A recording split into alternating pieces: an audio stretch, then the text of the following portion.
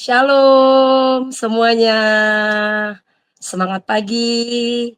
Senang jumpa dengan saudara-saudara yang ada di grup Smart People Church dalam Business Room. Saya sangat berterima kasih boleh sharing bersama-sama dengan Bapak Ibu di grup ini. Dan satu kehormatan buat saya pribadi boleh bergabung dengan Bapak Ibu di grup ini. Sebelum kita jauh mengkaji firman Tuhan yang akan sama-sama kita pelajari, bahkan kehidupan yang sudah saya hidupi, terlebih dahulu kita akan sama-sama berdoa.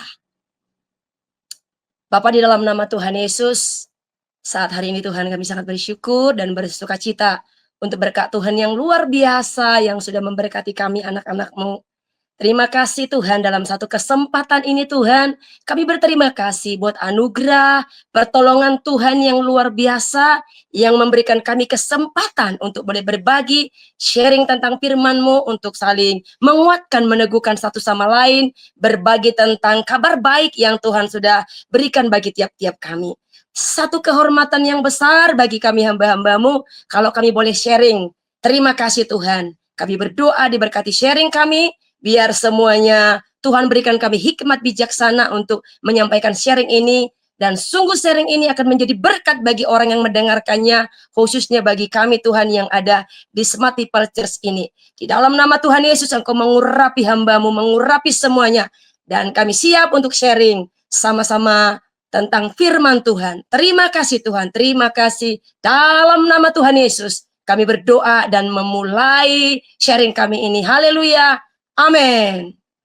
Puji Tuhan, saat pagi hari ini, perkenalkan saya Ibu Masda Borunenggolan, tinggal di Batam, mempunyai 3 anak dikasih karunia Tuhan ya. Saya sangat bersyukur kepada Bapak Ibu, perkenalan saya yang mungkin hanya sedemikian bisa menjadi berkat buat kita sekalian yang ada di Smart People Church ini.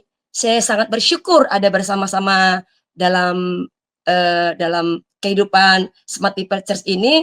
Saya berterima kasih boleh berbagi sharing bagi Bapak Ibu dan Saudara. Bapak Ibu, satu kehormatan buat saya pribadi boleh dipercayakan untuk boleh sharing kepada Bapak Ibu Saudara. Tentunya setiap sharing firman Tuhan yang saya bagikan itu berhubungan dengan kesaksian pribadi saya, pengiringan kepada Tuhan, dan sungguh itu sudah benar-benar kita hidupi, dan itulah yang akan saya bagikan kepada Bapak Ibu Saudara.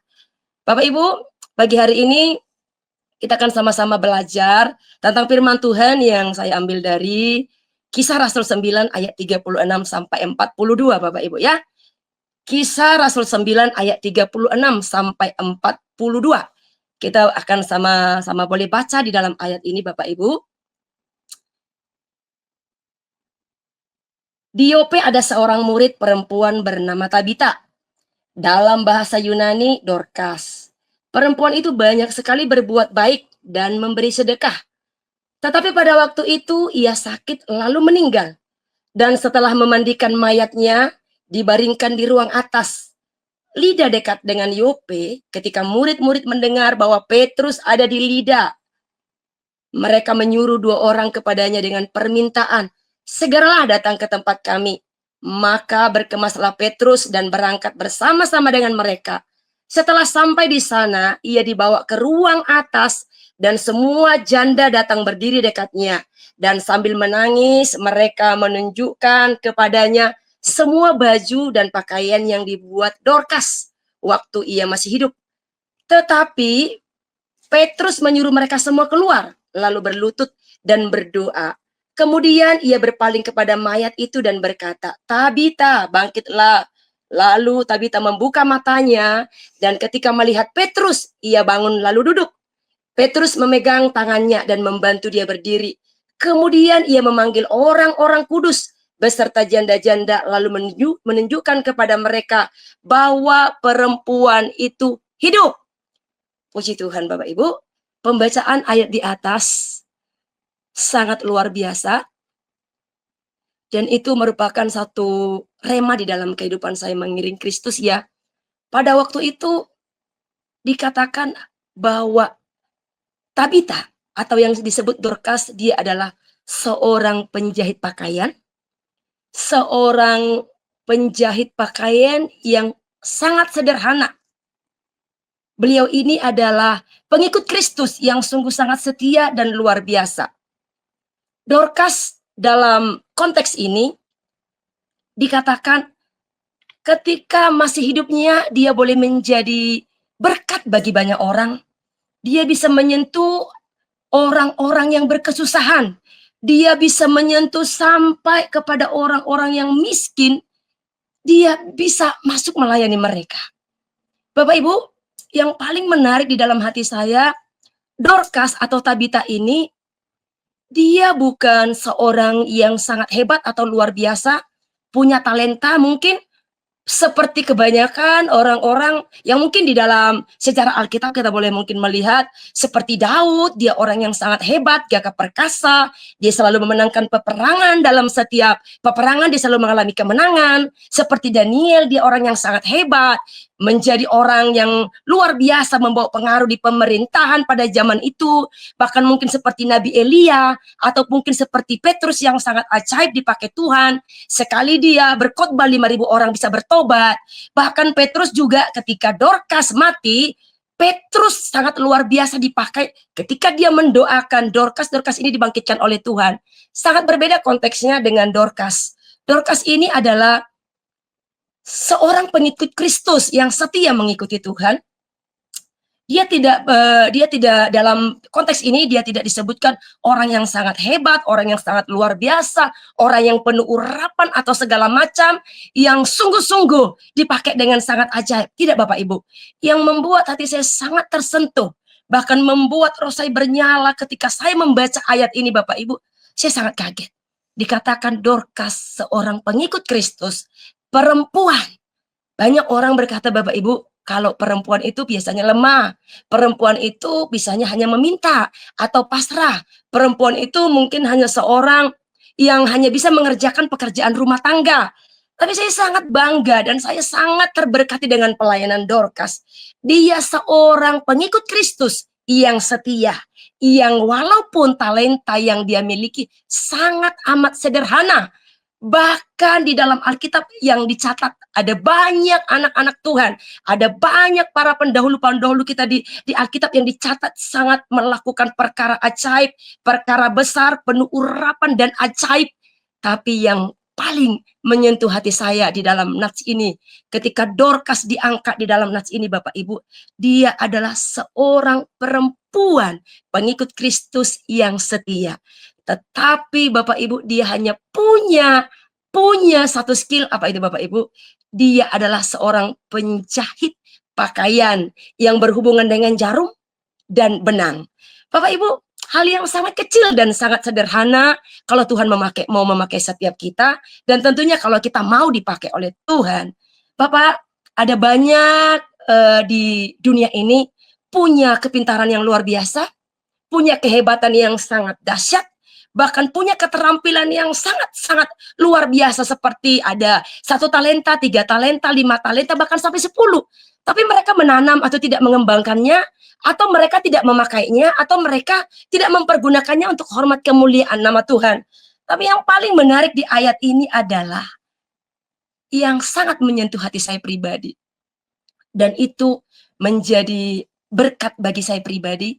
Dikatakan Dorcas atau Tabita, dia orang yang sangat sederhana, tidak orang hebat, bukan orang terpandang, tapi dia adalah orang yang sangat sederhana, dipakai Tuhan, diurapi Tuhan dengan sangat luar biasa. Ini menjadi berkat buat saya secara pribadi. Dan ini saya tanamkan, saya belajar dari Dorcas, saudara-saudara, seorang perempuan yang punya talenta sederhana, tapi ajaib sungguh luar biasa, sampai namanya tertulis di dalam kitab Kisah Para Rasul ini Bapak Ibu. Namanya diangkat karena kita tahu bahwasanya Dorcas atau Tabita punya hati yang luar biasa, yang benar-benar menyentuh, yang benar-benar mampu masuk kepada orang-orang terkecil, rakyat jelata. Bahkan dikatakan dia membuat pakaian-pakaian untuk janda-janda yang ditinggalkan oleh suami mereka. Artinya Dorcas ini mampu masuk ke tempat yang paling kecil, menyentuh orang-orang yang paling kecil. Dia mampu untuk menjadi berkat di tengah-tengah seperti keadaan tersebut. Bapak Ibu, yang mau saya sharingkan, ada banyak orang terlalu mengejar yang namanya sebuah perkenanan atau mengejar yang namanya sebuah penampilan, atau saya mau dipandang, saya mau dilihat orang, berlomba-lomba orang mau ikut jadi singer, jadi pengkhotbah, orang-orang terdepan yang mungkin berdiri di mimbar. Ada banyak orang tersebut Bapak Ibu yang mungkin sampai berantem untuk bisa duduk di posisi itu atau melayani menurut pandangan manusia di depan, dilihat kalangan orang banyak. Wow, sangat memukau, penuh urapan dan segala macam. Ada banyak orang-orang Kristen atau hamba-hamba Tuhan yang mengejar yang seperti itu Bapak Ibu. Tapi saya belajar dari seorang Dorcas yang sungguh sangat rendah hati. Dia pengikut Yesus, saya percaya pribadi Yesus Kristus yang sungguh luar biasa, yang dia ikuti, yang dia teladani, bahkan yang dia sembah. Pribadi itu mengalir dengan sendirinya kepada Dorcas. Mengapa? Saya percaya setiap orang yang dekat dengan Tuhan Yesus, setiap orang yang sungguh-sungguh bersekutu, intim dekat dengan Tuhan, berdoa yang kesukaannya ialah Taurat Tuhan, yang merenungkan Taurat itu siang dan malam, apapun yang dikerjakan dibuat Tuhan berhasil dan beruntung dalam nama Tuhan Yesus, itu jadi. Bahkan ketika kita melekat dengan firman Tuhan, maka keilahian, kepribadian yang Bapak miliki itu, semua yang ilahi yang Bapak miliki itu, secara otomatis ketika kita dekat dengan Tuhan, itu akan mengalir dalam kehidupan kita pribadi. Apa itu Bapak Ibu? Kasih, kemurahan, kelemah lembutan, kepeduliannya kepada orang-orang miskin, kepeduliannya terhadap orang-orang banyak, kepeduliannya melihat orang-orang yang membutuhkan uluran tangan. Itu pribadi Yesus. Dan saya percaya setiap orang yang mengenal pribadi Yesus, setiap orang yang mengikut Yesus, pasti akan memiliki karakter yang Yesus miliki tersebut. Amin Bapak Ibu. Dan saya yakin Dorcas sebagai pengikut Kristus yang setia, sungguh-sungguh datang kepada Tuhan. Kepribadian yang Yesus miliki itu secara otomatis masuk merema di dalam hatinya. Dan dia boleh menjadi berkat di tengah-tengah kesederhanaannya, di tengah-tengah kehidupannya yang mungkin biasa-biasa, tidak mempunyai talenta seperti orang-orang yang ada di Alkitab atau orang-orang lain. Tapi apa yang dimiliki oleh Dorcas? Apa yang dimiliki oleh Dorcas? Jarum dan benang. Ini yang aku punya Tuhan. Aku mau pakai itu untuk memuliakan nama Tuhan. Aku mau pakai alat yang sederhana ini untuk aku mau jadi berkat, untuk aku bisa menyentuh orang-orang kecil, untuk aku bisa menjadi saluran perpanjangan tangan bagi banyak orang. Ini Dorcas Bapak Ibu. Saya sangat-sangat terberkati dengan pelayanan Dorcas. Karena itu Bapak Ibu, hari ini saya mengambil tema ini Bapak Ibu, hidup menjadi berkat. Untuk kita menjadi berkat bukan berarti kalau kita sudah kaya, kalau sudah kita diberkati berlimpah-limpah, kita bisa baru jadi berkat. Tidak Bapak Ibu. Kalau kita mungkin sudah terkenal, kita sudah posisi kita bagus, kondisi rohani kita mungkin kondisi yang wow, baru kita bisa melayani Tuhan. Bukan Bapak Ibu. Tapi belajar dari Dorcas. Dorcas adalah seorang murid Kristus yang setia. Dia adalah perempuan. Perempuan bukan berarti lemah.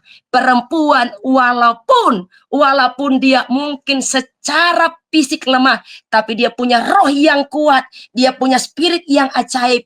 Di tengah-tengah kesederhanaannya, di tengah-tengah apa yang dia miliki, Dorcas mampu, Alkitab mencatat, menjadi berkat bagi banyak orang. Terbukti Bapak Ibu, terbukti suatu hari ketika Dorcas, Tuhan izinkan dia meninggal, mati secara jasmani. Bapak Ibu, ketika dia mati, orang-orang yang ada di desanya atau di wilayahnya atau tetangganya yang selama ini dia berbuat baik, semuanya sedih, menangis Bapak Ibu, menangis. Kenapa Dorcas dipanggil Tuhan? Dorcas sudah mati, Dorcas sudah mati. Mereka menangis. Tapi pada waktu itu Bapak Ibu yang sangat-sangat membuat hati saya itu wow seperti itu Bapak Ibu. Ketika Dorcas mati, teman-temannya belum rela. Walaupun mungkin mereka sudah tahu ketika Dorcas hidup atau meninggal nanti, dia sudah sampai ke surga, sudah sampai kepada Tuhan. Tapi mereka masih sedih. Tidak, Dorcas, kalau boleh Dorcas ini masih hidup, mereka berupaya Bapak Ibu. Mereka berupaya dengan cara apa Bapak Ibu? Pada waktu itu di Yope, di Lida, ada Petrus dan teman-temannya sedang melakukan KKR barangkali waktu itu. Petrus dan teman-temannya mereka sedang keliling mendoakan seorang yang sedang sakit pada waktu itu di Lida. Dan teman-temannya Dorcas tahu itu. Dan mereka mengutus di ayat selanjutnya dikatakan 2 orang disuruh memanggil untuk memanggil Petrus dan semua teman-teman satu pelayannya untuk mendoakan Dorcas supaya Dorcas ini bangkit, supaya Dorcas ini hidup. Terbukti Bapak Ibu, sekalipun Dorcas sudah mati, tapi orang-orang yang sungguh-sungguh sudah merasakan kebaikan, sentuhan, kasih sayang, pelayanan Dorcas yang sangat sederhana, tapi dinikmati oleh banyak orang. Mereka berseru, berharap kepada Tuhan, Dorcas bisa hidup kembali. Karena apa? Kehidupan Dorcas membawa berkat bagi banyak orang. Kehidupan Dorcas mampu untuk memikat bahkan menyentuh kehidupan orang-orang yang sangat kecil. Kenapa? Dorcas ini belum bisa, jangan mati dulu. Masih banyak tugas dan tanggung jawab Dorcas yang harus dia siapkan, yang harus dia kerjakan. Mereka penuh harap, berdoa dan meminta kepada Petrus. Dan benar Bapak Ibu, karena seizin Tuhan, ketika Petrus datang dan teman-temannya, dibawalah ke kamar atas karena memang mayatnya sudah terkujur. Dan Petrus ketika dia datang disambut oleh siapa Bapak Ibu? Disambut oleh sahabat, orang-orang yang berduka cita. Dia berkata, Petrus, Dorcas sudah dipanggil Tuhan. Petrus, tolongin Dorcas supaya hidup kembali. Puji Tuhan. Petrus datang berdoa di kaki Tuhan. Dia mohon kepada Tuhan, Tuhan. Barangkali dia berkata, dengarkan jeritan, tapi Alkitab tidak mencatat demikian. Tapi saya sebagai saya lahir dari pendoa Bapak Ibu. Ketika saya mendengarkan, melihat posisi ini, saya percaya Bapak Ibu, saya percaya semua orang-orang yang ada, yang mengasihi Dorcas, saya yakin percaya mereka penuh harap, berdoa. Biarlah doa yang lahir dari kesepakatan, doa yang kami naikkan bersama dengan Petrus, Dorcas ini dibangkitkan, Dorcas ini dihidupkan, supaya masih banyak lagi pekerjaan yang harus diselesaikan Dorcas beserta dengan kami untuk nama Tuhan dipermuliakan. Puji Tuhan. Doa orang benar bila dengan yakin didoakan sangat besar kuasanya. Ketika ada Petrus dan teman-temannya beserta seluruh orang-orang yang mengasihi Dorcas bersepakat berdoa, Petrus ada di atas dan semua sahabat rekan-rekan yang mengasihi Dorcas, mereka juga berharap berdoa kepada Tuhan. Ada mujizat terjadi bagi Dorcas, ada mujizat terjadi supaya ketika tangan Petrus dipakai Tuhan mendoakan, Dorcas dihidupkan. Puji nama Tuhan. Apa yang terjadi Bapak Ibu? Yang membuat saya sangat terkaget Bapak Ibu. Doa orang benar bila dengan yakin didoakan sangat besar kuasanya. Dan doa yang lahir dari iman, doa yang lahir dari kerinduan saudara-saudaranya, doa yang seperti gayung bersambut, semua ditangkap oleh semua sahabat-sahabatnya, semuanya disambar Bapak Ibu. Apa yang terjadi ketika tangan Petrus diurapi Tuhan mendoakan daripada Dorcas. Petrus berkata, Tabita, bangkitlah. Ketika Petrus memalingkan ke tempat tidur itu, apa yang terjadi? Ke tempat pembaringan mayat daripada Dorcas. Dorcas hidup. Dorcas hidup. Dorcas hidup. Dan saat itu juga Petrus memanggil Dorcas dan semua sahabat yang mengasihi Dorcas, mereka dipanggil dan diperlihatkan, inilah Dorcas sudah hidup kembali. Bapak Ibu yang sangat luar biasa. Di tengah-tengah keadaan Dorcas yang sudah mati sekalipun, yang sudah tidak bernyawa, tangan Tuhan mampu menjadikan Dorcas menjadi berkat. Dari mana Bapak Ibu? Di ayat 42 berkata, ayat 42, apa dikatakan di sana Bapak Ibu? Peristiwa itu tersiar di seluruh Yope dan banyak orang menjadi percaya kepada Tuhan. Kisah Rasul 9 ayat 42 Bapak Ibu ya. Setelah kematian Dorcas pun dia dibangkitkan, dia hidup kembali, Bapak Ibu.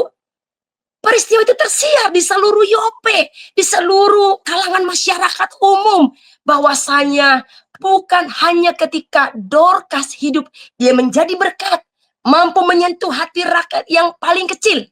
Bahkan ketika dia mati sekalipun, jiwanya bahkan sudah mati, Bapak Ibu. Orang-orang yang mengasihi dia, berjuang, bersepakat berdoa, bahkan mengupayakan hamba Tuhan untuk datang mendoakan dia. Ada banyak orang-orang yang meresponi, yang mengingini kehidupan Dorcas untuk hidup kembali. Karena apa, Bapak Ibu? Dari pelayanan yang sangat sederhana. Dari pelayanan atau talenta yang sangat sederhana, yang mampu menyentuh masyarakat. Begitu banyak, Bapak Ibu. Saya sangat bersyukur. Ketika dia mati sekalipun, nama Tuhan dipermuliakan. Bahkan peristiwa kematian daripada Dorcas membuat banyak jiwa-jiwa percaya kepada nama Yesus. Membuat jiwa-jiwa boleh melihat Tuhan. Orang-orang boleh mengalami perjumpaan ilahi dengan Tuhan. Baik itu selama dia masih hidup, dia menjadi berkat, menjadi dampak bagi banyak orang. Baik itu ketika dia mati, nama Tuhan dipermuliakan. Bahkan setelah dia hidup kembali, sungguh di ayat 42 berkata, semuanya keberadaan, bahkan kabar-kabari tentang Dorcas membawa kemuliaan, membawa lawatan, membawa penuaian bagi jiwa-jiwa yang ada di sekitar Yope atau Lida pada zaman itu. Bapak Ibu, kehidupan orang percaya, kehidupan orang Kristen dimanapun berada, semuanya Yesus mengharapkan kita boleh menjadi berkat, boleh menjadi dampak dimanapun kita berada. Tidak dipandang apakah kita seorang yang pintar, cendekiawan, atau orang hebat. Bukan itu Bapak Ibu, tapi Tuhan tidak pernah menuntut apa yang tidak bisa kita lakukan kepada Dia. Tapi Tuhan meminta kepada kita apa yang kita punya. Hal-hal kecil yang mungkin Dorcas miliki, hanya benang dan jarum yang kecil, tapi mampu menyentuh hati Tuhan dengan cara apa? Melayani janda-janda, orang-orang susah yang ada di Yope, dan mampu membawa jiwa-jiwa untuk mengenal Tuhan Yesus, baik itu selama Dorcas masih hidup, bahkan dia mati, bahkan setelah dia dibangkitkan. Smart People Church yang dikasihi oleh Tuhan, berdasarkan ayat ini Bapak Ibu, saya sangat-sangat bersyukur setiap kali saya baca ayat ini meneguhkan hati saya secara pribadi. Bapak Ibu, banyak orang punya kelebihan, punya kelemahan, setiap orang pasti punya. Saya baca dari seorang raja yang sangat luar biasa, saudara pasti tahu. Dia adalah raja yang punya wewenang kekuasaan yang sangat luar biasa. Saudara sudah sangat kenal karena setiap hari juga hamba Tuhan sering membicarakan itu atau sering ambil dari versi itu Bapak Ibu. Tadi saya bahas bahwasanya Dorcas adalah orang sederhana, itu di zaman Kisah Para Rasul, tapi di zaman setelah itu ada yang namanya King James, Bapak Ibu. Saudara pasti sering dengar nama King James. King James itu adalah seorang raja di Inggris yang sangat cerdas. Itu King James ya Bapak Ibu. Mempunyai kemampuan linguistik yang hebat. Bahasa Ibrani, bahasa Yunani, bahasa Aram, dan Latin. Dikuasainya dengan sangat baik Bapak Ibu. Itu King James ya. Kemampuannya dia gunakan untuk melayani Tuhan dengan menerjemahkan Alkitab ya, menerjemahkan Alkitab dari bahasa aslinya ke bahasa Inggris. Itu King James ya Bapak Ibu. Karyanya dicetak secara resmi di Kerajaan Inggris tahun 1611. Bapak Ibu, dan dapat diterima oleh banyak kalangan seperti Protestan, Katolik, Anglikan.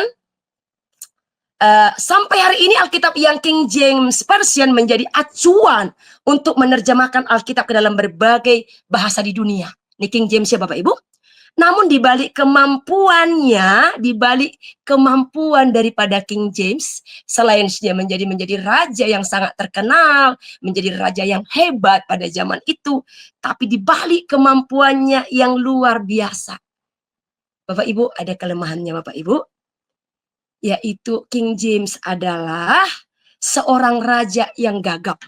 Seorang raja yang gagap.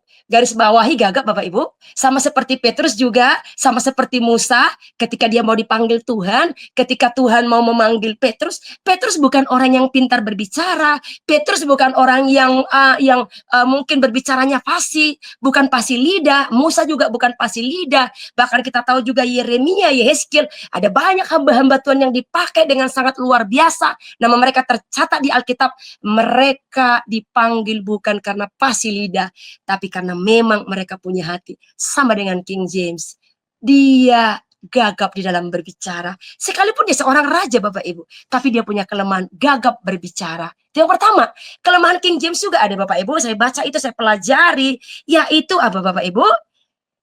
Dan yang paling sangat membuat saya kaget, air liurnya King James ini Bapak Ibu suka menetes tanpa dikontrol. Dia sering ditertawakan diam-diam, harus diam-diam Bapak Ibu. Kenapa? Karena dia seorang raja. Mungkin ketika dia berbicara, air liurnya ngencas seperti itu Bapak Ibu ya, atau seperti saya mungkin, atau mungkin lebih parah dari saya. Ketika kita berkhotbah mungkin sering keluar air ludah kita kemana-mana atau ngences seperti itu Bapak Ibu ya, tanpa bisa dikontrol. Itu King James. Dia sering ditertawakan diam-diam. Kenapa diam-diam? Ya dia seorang raja, masa kita ketawa-tawa, rajanya ngences, nggak begitu Bapak Ibu ya? Ya, masa seorang raja meneteskan tanpa bisa dikontrol, air liurnya mengalir seperti itu. Kelemahannya di situ Bapak Ibu. Bapak Ibu, kisah tentang King James ini mengingatkan kita akan kisah seorang yang tadinya dengan Dorcas. Pertama, Dorcas orang yang sangat sederhana, tidak punya kemampuan yang lebih seperti yang Alkitab catat, tapi dia dipakai dengan sangat ajaib. Dan yang kedua, King James adalah seorang raja yang sungguh-sungguh dipakai oleh Tuhan, talenta bahkan kemampuan yang dia miliki dipakai untuk kemuliaan nama Tuhan. Sekalipun King James ada kelemahan, tapi dia tidak pernah yang namanya minder atau menyembunyikan talenta yang dia punya, menyembunyikan kemampuan yang King James punya, tetapi justru kemampuan yang dia punya dipakai untuk mempermuliakan nama Tuhan. Bapak Ibu, ini kepada saya dan saudara. Kelemahan apa yang kita punya? Ada banyak. Saya juga sangat punya banyak kelemahan. Tapi Tuhan tidak menuntut kelemahan kita. Tuhan menuntut kepada kita sekarang, apa yang kamu punya, apa yang sedang kamu miliki, mari kita bawa untuk mempermuliakan nama Tuhan. Selagi masih ada kesempatan, selagi masih ada waktu, mari kita melayani Tuhan. Amin Bapak Ibu. Amin ya. Jadi firman Tuhan berkata di dalam kitab Filipi 4 ayat yang kelima Bapak Ibu. Kitab Filipi ayat 4 sampai kelima. Saya akan bacakan kepada Bapak Ibu Saudara. Filipi 4 ayat yang kelima berkata demikian. Hendaklah kebaikan hatimu diketahui semua orang. Tuhan sudah dekat. Bapak Ibu, hendaklah kebaikan hatimu. Hati kita semua diketahui semua orang. Tuhan sudah dekat. Dalam ayat ini ketika mungkin kita, kebaikan hati kita diketahui semua orang, bukan berarti kita mau jaim, bukan berarti kita sedang menunjukkan pamer, oh kebaikan hati saya harus diketahui orang, supaya orang tahu saya baik. Bukan Bapak Ibu. Yang dimaksudkan di sini adalah, hendaklah kasihmu tidak pura-pura, hendaklah kasihmu tidak ditutup-tutupi, hendaklah kebaikan hatimu itu semua orang tahu, bahwasanya kebaikan hatimu itu datangnya dari Tuhan, dan kita kembalikan untuk Tuhan. Bapak Ibu, yang sangat-sangat menyentuh hati saya. Saya kesaksian kepada Bapak Ibu, sungguh ini benar-benar nyata di dalam kehidupan saya pribadi. Sebelum saya menikah, Bapak Ibu, saya mengalami Tuhan. Singkat cerita, saya melayani di dalam doa syafaat. Saya bergabung di doa syafaat. Pada waktu itu Bapak Ibu, saya sering mendoakan orang, melayani dari rumah ke rumah, mendoakan orang yang sakit, mendoakan orang yang kesurupan, atau apa sih jenisnya Bapak Ibu. Mungkin juga sering kita berdoa keliling, doling, karena kita juga sebagai penjaga kota, kita doling baik itu di laut, baik itu juga di darat, ataupun mungkin di satu daerah yang harus kita memang harus bersihkan. Sering seperti itu Bapak Ibu. Ya pada waktu itu saya masih baru-baru mengikuti Tuhan. Tapi hati yang Tuhan berikan kepada Dorcas ini, itu sangat menyentuh di hati saya Bapak Ibu, sangat. Suatu hari saya melayani seseorang, saya pergi ke rumahnya, pada waktu itu kehidupan saya sangat terbatas, yang saya punya hanya hati, hati yang mau berdoa kepada Tuhan. Pada waktu itu Bapak Ibu, saya melayani seseorang yang sedang hamil yang mau melahirkan. Saya masih gadis pada waktu itu. Ketika saya pergi ke rumah beliau, keluarga ini, saya nggak punya apa-apa yang saya bawa Bapak Ibu, karena pada waktu itu saya hanya sebagai penjaga menara Bapak Ibu ya, tidak bekerja penjaga menara, saya sudah lama menganggur, saya penjaga menara dan ketika pulang saya dari penjaga menara, saya kunjungan ke rumah seseorang yang Tuhan gerakkan hati saya tidak punya uang, saya tidak punya apa-apa yang harus saya bawa kepada mereka. Tapi saya hanya punya Tuhan, aku tidak punya apa-apa yang mau saya bawa.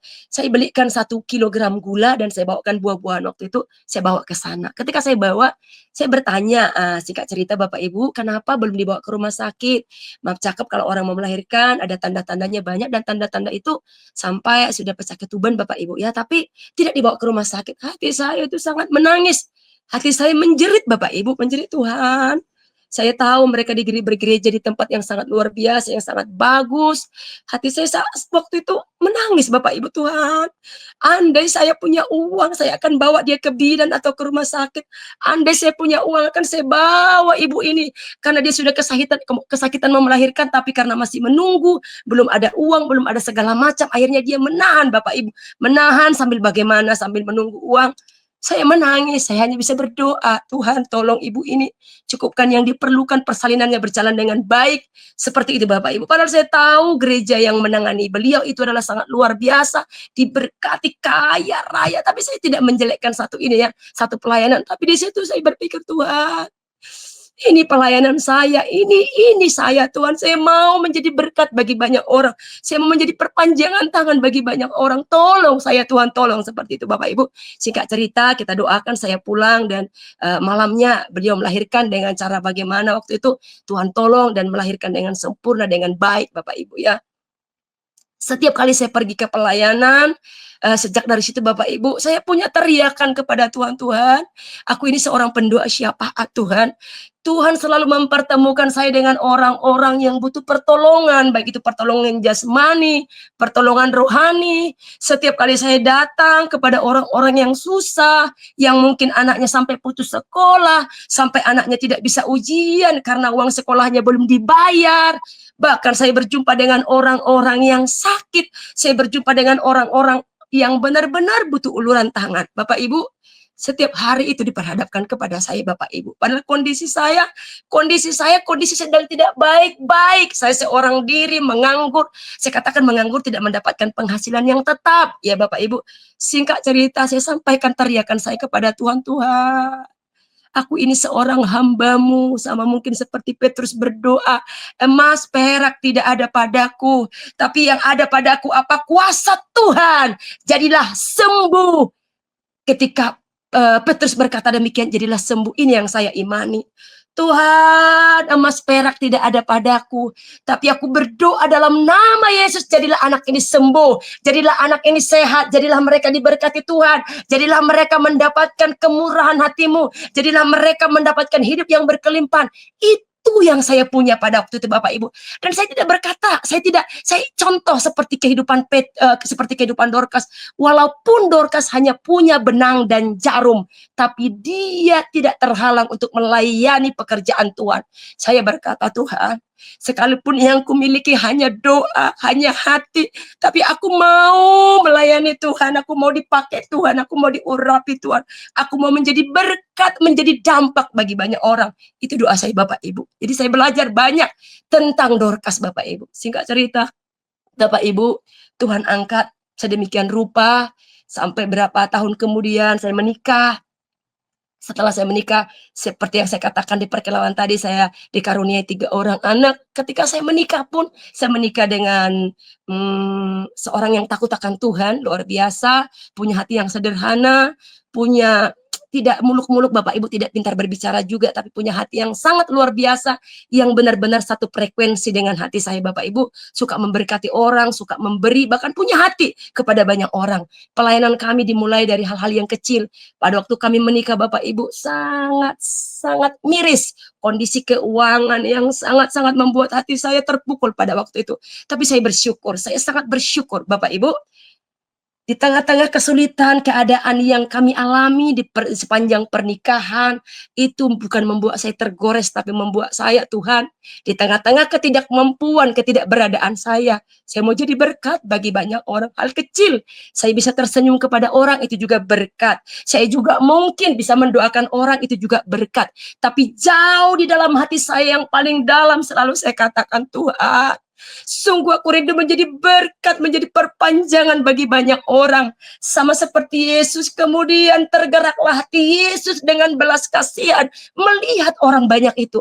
Hati ini sering ada di dalam hati saya, Bapak Ibu. Sering tergeraklah hati saya. Tergeraklah hati saya melihat orang-orang yang miskin, yang susah, yang putus sekolah, yang mereka tidak mendapatkan berkat, yang mungkin tidak hidup layak. Padahal saya juga tidak layak kehidupan saya. Tapi hati saya sangat tergerak, Bapak Ibu. Ketika saya pernah melamar di perusahaan, Bapak Ibu, saudara tahu ini kesaksian pribadi saya melamar banyak ratusan bahkan ribuan orang melamar di dalam satu tempat, dalam satu kawasan. Bapak Ibu, mereka teriak, mereka berlari memberikan surat lamarannya paling terdepan. Tapi Bapak Ibu, saya yang sedang mencari pekerjaan, saya bukan berlari supaya lamaran saya diterima di perusahaan tersebut. Yang ada di hati saya, Bapak, itu apa? Tergeraklah hati saya oleh belas kasihan melihat ribuan pelamar yang ada bersama-sama dengan saya. Bapak Ibu, sangat ajaib. Seharusnya saya berjuang seperti wanita pendarahan ini ya, supaya lamaran saya diterima. Harusnya saya menerobos. Tapi Bapak Ibu, tidak saya lakukan, Bapak Ibu. Hati saya penuh dengan belas kasihan. Melihat para pelamar-pelamar yang begitu banyak, hati saya penuh dengan belas kasihan. Bapak Ibu, tidak cukup sampai di situ. Saya punya impian, hidup saya diberkati, menjadi dampak yang positif, membawa pengaruh yang sangat besar dan luar biasa bagi banyak orang. Tapi pada kenyataannya, hidup saya sangat sulit soal ekonomi. Padahal firman Tuhan berkata, cari dahulu kerajaan Allah dan kebenarannya, maka semuanya akan ditambahkan Tuhan kepadamu. Dari sejak anak gadis, Bapak Ibu, saya sudah melayani Tuhan, sampai saya menikah. Tapi persoalan yang saya dapatkan, apakah saya langsung menjadi berkat bagi banyak orang? Apakah saya langsung bisa menolong orang, membayar uang sekolah orang? Enggak, Bapak Ibu. Tuhan melihat hati saya yang paling kecil di dalam hati saya, di dalam yang paling lubuk hati saya yang paling dalam. Tuhan sedang mendidik hati saya, Bapak Ibu. Dimulai dari hal-hal kecil. Saya berpikir kenapa Tuhan tidak langsung lakukan perkara yang besar. Mungkin kalau Tuhan kerjakan itu buat saya bisa jadi sombong, saya bisa jadi angkuh, saya bisa menolong orang karena kekuatan saya barangkali, karena saya bisa membantu seseorang karena saya mampu. Tapi Tuhan izinkan step by step kami mengalami yang namanya kesulitan ekonomi yang bertahun-tahun, Bapak Ibu. Tapi kami mampu berjuang Bapak Ibu, ya berjuang untuk bisa menjadi berkat bagi banyak orang. Bapak Ibu, suatu hari anak saya yang pertama saya sedang mengandung, dan ketika saya mengandung, Bapak Ibu, sangat, saudara boleh percaya atau tidak, tapi ini fakta yang sebenarnya. Pada waktu itu kandungan saya sudah 9 bulan, sebentar lagi akan melahirkan. Dan hari itu tanda sudah ada, pulang dari gereja malamnya, benar saya sudah akan melahirkan. Tapi Bapak Ibu, satu helai perlengkapan bayi pun saya tidak punya. Suami saya tidak punya. Dan kami tidak punya uang. Untuk anak kami mau dilahirkan, mau melahirkan, kami tidak punya uang untuk pergi ke dokter, ke rumah sakit. Oke, kalau rumah sakit ditanggung sama perusahaan ya Bapak Ibu ya. Tapi untuk pergi ke sana saya tidak punya uang untuk ongkos. Satu perlengkapan bayi pun tidak ada. Pada waktu pagi hari saya membangunkan suami, kami bangun tidur, kami berdoa seperti kebiasaan ya. Lalu saya katakan, kenapa Ma? Iya Pak, hari ini sudah ada tanda mau lahir. Terus gimana dong Ma? Suami saya langsung panik, diambilkannya tas untuk mau ke rumah sakit. Lalu waktu suami saya mengambil tas ini, saya menangis Bapak Ibu. Saya menangis. Saya berpikir, Tuhan, Apa yang mau diambil oleh suami saya? Kalau orang mau ke rumah sakit tentu bawa baju bayi, perlengkapan bayi, sarung tangan yang berhubungan dengan bayi dan berhubungan dengan ibu. Tapi saudara, Tuhan izinkan pada waktu itu ketika melahirkan anak kami yang pertama, satu helai baju bayi pun tidak ada Bapak Ibu. Satu helai baju bayi. Suami saya mengambil, pernah pada waktu kami menikah diambil ada bedong bayi, bedong ya. Ketika saya menikah orang Batak itu biasa dikasih, itulah yang dimasukkannya ke dalam tas tersebut. Dan kami rencana mau ke rumah sakit hanya dengan membawa tas tersebut. Akhirnya Bapak Ibu dengan hati yang sungguh-sungguh menangis dan menjerit kepada Tuhan. Kami berdoa sepakat minta Tuhan, Tuhan hari ini istriku mau melahirkan, beri kekuatan, beri kemampuan segala macam. Dan aku berdoa, kata suami saya, perlengkapan bayinya Tuhan sediakan lebih dari apa yang kami butuhkan. Bapak Ibu, sampai hal terkecil sekecil itu Bapak Ibu, Tuhan proses kami. Padahal saya punya impian yang besar, mau jadi berkat, mau jadi perpanjangan tangan bagi banyak orang. Itu impian saya Bapak Ibu. Singkat cerita dengan semua proses melahirkan dan akhirnya 2 hari kemudian orang tua saya datang dari kampung membawa perlengkapan bayi, lahirlah anak saya. Kalau saya pikir Tuhan, Yesus juga ketika dilahirkan di muka bumi ini, dia lahir di palungan, tidak dibungkus dengan lampin. Saya nggak tahu lampin apa yang membungkus Yesus pada waktu itu.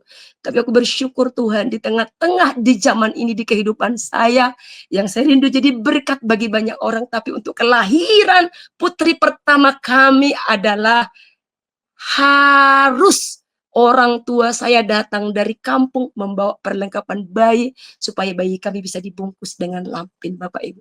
Sangat miris. Saya sungguh-sungguh cinta Tuhan. Suami istri sungguh-sungguh mengasihi Tuhan. Tapi ini yang kami alami Bapak Ibu. Saudara, setiap waktu, setiap detik tidak ada doa yang tidak dijawab oleh Tuhan. Mungkin sedang dipending oleh Tuhan. Mungkin sedang Tuhan mau supaya kita lebih lagi merendahkan hati, supaya kita semakin mencari Tuhan.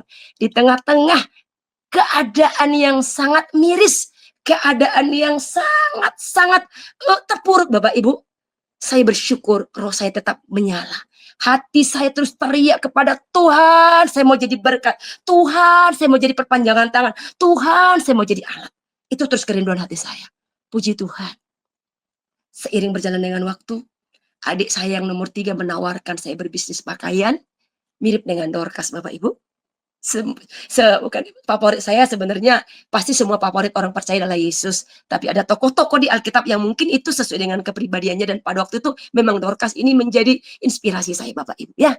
Tahu nggak Bapak Ibu, adik saya menawarkan untuk berbisnis pakaian. Singkat cerita, saya mulai dari nol, bayi saya sudah lahir.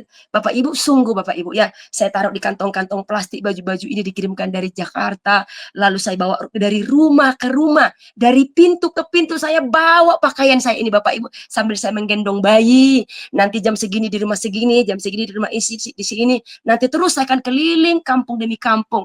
Bapak Ibu, sejak dari situ Bapak Ibu, saya boleh melihat Tuhan memberkati keluarga kami dengan sangat begitu rupa, sambil saya melayani Tuhan, sambil saya memberitakan Injil, sambil saya membawa pakaian berdagang dari rumah ke rumah. Singkat cerita, kita tetap setia melayani Tuhan, visi yang ada di hati saya dan suami tetap menjadi berkat bagi banyak orang. Itu terus Tuhan kerjakan dalam kehidupan kami, setia selalu melayani Tuhan, suami istri dan anak-anak juga semakin bertambah.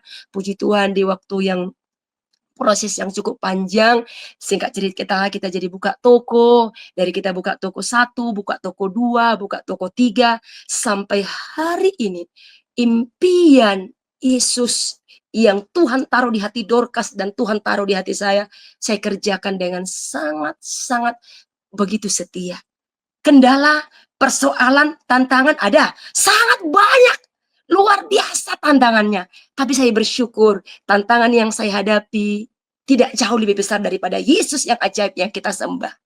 Tantangan yang saya alami, yang diperhadapkan Tuhan kepada saya, tidak jauh lebih besar daripada kuasa Tuhan yang ajaib. Bapak Ibu, saya sangat bersyukur. Saya sangat bersyukur. Kalau hari ini Kami boleh diberkati Tuhan. Mungkin seperti orang udah kaya raya, berlimpah dengan segala harta benda mereka punya. Saya masih di posisi untuk saat ini masih biasa. Tapi hati saya sungguh-sungguh sampai hari ini. Ketika melihat orang banyak itu, tergeraklah hati saya dengan penuh belas kasihan Tuhan. Tergeraklah hati saya untuk mendoakan mereka, untuk menjadi berkat, menjadi perpanjangan tangan buat mereka. Mungkin kalau sekarang ketika saya melihat orang-orang yang menganggur, mampu Tuhan apa yang bisa saya beri. Ketika saya mungkin bisa memberikan tumpangan bagi orang, saya bawa ke rumah. Kita tinggal di rumah. Ketika mungkin ada orang yang membutuhkan, kita bisa mempekerjakan orang, walaupun mungkin hanya beberapa, kita bisa tolong. Mungkin untuk saat ini kita bisa memberkati orang, ya mungkin masih terlalu kecil. Belum bisa saya ucapkan Bapak Ibu. Masih terlalu kecil untuk disampaikan.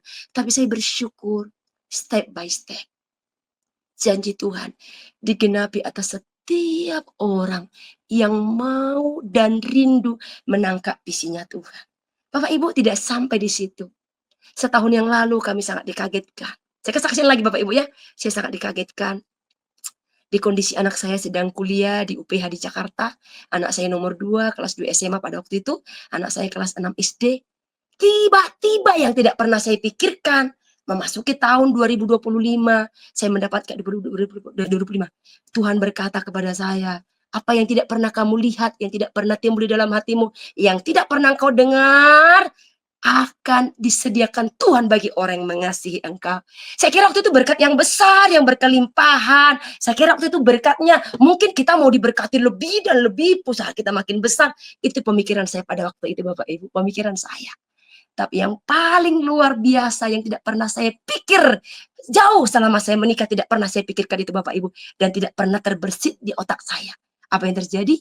Ketika kami pulang liburan, tahun baruan berserta dengan keluarga, sehari setelah itu anak saya pulang ke Jakarta, dia karena kuliah, liburan ya pas tahun baru, semua sanak saudara kami keluar pulang ke tempat mereka masing-masing. Bapak Ibu apa yang terjadi? Tiba-tiba suami saya pulang dari pekerjaan, kecelakaan 5 menit dari rumah kita, dan 20 menit setelah dia kecelakaan kami jumpa di satu rumah sakit, beliau pulang dipanggil Tuhan ke surga. Waktu itu Bapak Ibu, saya hanya dapat bersyukur, berdoa kepada Tuhan. Terima kasih Tuhan. Usia pernikahan kami mungkin tidak panjang, tapi aku bersyukur dengan suamiku yang takut Tuhan. Sekalipun umurnya tidak panjang, usia pernikahan kami tidak panjang, tapi kami sekeluarga, walaupun di titik-titik terendah sekalipun, berjuang untuk tetap menjadi berkat bagi banyak orang. Melayani dengan suami dan anak-anak, berjuang sama seperti Dorcas, melayani banyak orang, menyentuh sampai ke bawah. Saya sangat bersyukur Bapak Ibu, punya suami yang hebat, yang luar biasa. Pekerjaannya sudah selesai, semuanya, dan saya mau berkata, saya mau menari di atas badai. Saya mau menari di atas badai. Hal ini tidak gampang bagi saya Bapak Ibu. Tidak gampang bagi saya ditinggal seperti itu saja oleh suami. Tak ada pesan, tak ada kata-kata, tak ada bahasa apapun. Tapi saya sangat bersyukur punya Allah yang hebat, yang memampukan kami melewati semuanya itu dengan sangat-sangat rela. Bersyukur juga dengan anak-anak. Semua bisa kita lalui dengan sangat baik. Yang mau saya sampaikan kepada saudara-saudara di tempat ini, Bapak Ibu, Smart People Church, saya berdoa untuk kita semuanya. Apa yang kau punya? Mungkin kita mempunyai bisnis yang masih kecil-kecilan, kita pakai untuk memuliakan nama Tuhan. Saya mengajak juga rekan-rekan, sahabat, orang-orang yang sangat diberkati di kota ini, di bangsa, atau siapa saja yang mendengarkan sharing saya pada pagi hari ini. Siapa saja yang mendengarkan dimanapun engkau berada. Mungkin posisimu sedang diberkati Tuhan. Posisimu sedang ada di puncak. Posisimu sedang ada di puncak-puncak kejayaan. Mari Bapak Ibu, selagi masih ada waktu, selagi masih ada kesempatan, layanilah Tuhan. Memberi dampak bagi banyak orang. Memberi dampak yang positif bagi banyak orang. Menjadi berkat bagi banyak orang. Karena hidup kita suatu hari akan dimintakan Tuhan pertanggungjawaban Apa yang sudah kita lakukan selama kita masih di muka bumi ini, apa yang kita berbuat. Sebab suatu hari nanti Tuhan akan menghakimi kita sesuai dengan perbuatan. Tapi selagi masih ada kesempatan, masih ada waktu, marilah kita berbuat baik. Mari kita melayani Tuhan, membawa dampak yang positif dimanapun kita berada. Masuk kepada orang-orang yang paling bawah seperti Dorcas, masuk kepada kalangan yang paling terendah. Supaya apa? Ketika kita pun dipanggil oleh Tuhan suatu hari nanti, hidup kita menjadi berkat bagi banyak orang. Hidup kita, nama kita akan dikenal. Terutama nama Yesus yang kita sembah akan dikenal oleh orang sama seperti Dorcas. Karena pujian berkata, hidup ini adalah kesempatan. Hidup ini adalah kesempatan. Hidup ini untuk melayani Tuhan. Jangan sia-siakan waktu yang Tuhan beri. Hidup ini harus jadi berkat. Oh Tuhan, pakailah hidupku selagi aku masih kuat. Bila saatnya nanti ku tak berdaya lagi, hidup ini sudah jadi berkat. Bila saatnya nanti hidup ini sudah tidak berdaya lagi, sungguh kita sudah berbuah, sudah menjadi berkat bagi banyak orang. Dimulai dari hal yang kecil yang kita mampu lakukan. Tuhan tidak menuntut lebih dari yang kita tidak mampu lakukan. Apa yang mampu kita lakukan, Tuhan meminta. Karena itu Smart People Church yang ada di grup ini, saya berdoa apa yang kita punya, kita pakai untuk memuliakan Tuhan. Kita mengerjakan bagian kita di posisi bahkan di mana Tuhan menempatkan kita. Nama Tuhan dimuliakan, kerajaan Allah semakin diperluas, dan semua kaya, miskin, atau mungkin orang-orang sederhana yang bertalenta, yang tidak punya talenta banyak, atau mungkin orang yang sangat pintar dan ajaib sama seperti King James, semuanya seperti Petrus, apa yang kita punya kita persembahkan kepada Tuhan. Kita muliakan Tuhan dengan harta kita, dengan talenta, dengan apa yang kita punya. Saya mengajak kita semuanya, dimanapun kita berada, jadilah menjadi berkat. Semoga pesan dan kesaksian yang saya bagikan bagi saudara boleh menjadi berkat buat kita semuanya. Juga kesaksian daripada Dorcas, Petrus, boleh menjadi berkat. Kita semua menjadi alat di tangan Tuhan. Terima kasih, kita berdoa. Di dalam Bapa, di dalam nama Tuhan Yesus, hamba-Mu bersyukur sudah menyelesaikan sharing ini dengan baik. Apapun yang hamba-Mu sharingkan, itu adalah kehidupan yang sudah hamba-Mu hidupi. Semuanya biar boleh menjadi berkat bagi banyak orang. Biar Tuhan setiap talenta-talenta yang kami punya, kami persembahkan untuk Tuhan. Bahkan mungkin juga harta, kemampuan, skill, apapun talenta yang sudah kami punya, biar kami pakai untuk mempermuliakan nama Tuhan. Hamba-Mu sudah selesai sharing firman Tuhan ini, biar kiranya menjadi berkat bagi para pendengar. Semua kami yang mendengar diberkati Tuhan, bahkan hamba-Mu juga Tuhan sudah menyampaikannya, semuanya diberkati Tuhan. Terima kasih, terima kasih. Hanya di dalam nama Tuhan Yesus, kami bersyukur dan berdoa. Yang diberkati Tuhan sama-sama katakan, amin, amin. Terima kasih, biar semua menjadi berkat bagi saudara. Tuhan Yesus memberkati. Terima kasih.